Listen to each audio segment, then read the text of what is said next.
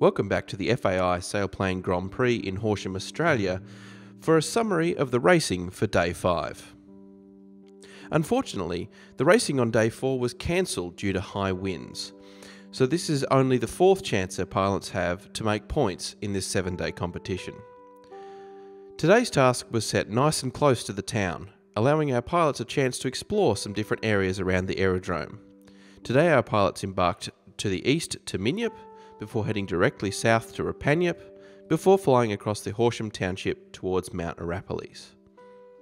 The task, in combination with the weather conditions, provided a fantastic opportunity for our spectators to view all 14 pilots in one gaggle, and have them fly overhead part-way through the task, and then return in gorgeous blue skies. So today was Sunday. We had a number of public watching the Grand Prix, which was great. They're all together in a gaggle and we could watch them from the ground, which is a great spectacle. All 14 gliders in one gaggle, most exciting from the ground. They're heading off to the first turn quite a bit faster than we expected. Their speeds were up on what we were expecting. The modest task of 168 kilometres was completed very quickly today. All round again in one gaggle, and then Limerick breaks away from the pack. He's probably going to be first to the second turn, and they come round again and back into one pack again. They're one gaggle, one big gaggle going around. They're only at heights of about 4,000 feet above the ground, so it's very advantageous that they stay together. And now we've got two separate gaggles. Peter Temple was in the lead. He pulled back to get with the gaggle, so he wasn't out on his own. Foxtrot Alpha's fallen behind there. And now they're almost at the last turn. This has been a very quick race, much quicker than we're expecting. Actually, as they came past the airfield there, we were able to watch them out of the window. So we actually went outside and had a look, left the tracking behind. Now, Peter's off on his own again. He promised not to do that. He's gone away from the pack. They're going to overtake him. He's coming past. He's very close to 7 Tango. 7 Tango is going to beat him to the turn. They've gone around the turn together. Peter's in front. Here we go. 1, 2, 3, 4, 5, 6, 7, 8, 9, 10. Wow! The end of the day provided a great opportunity for photos and videos as the majority of the field arrived within 5 minutes of each other.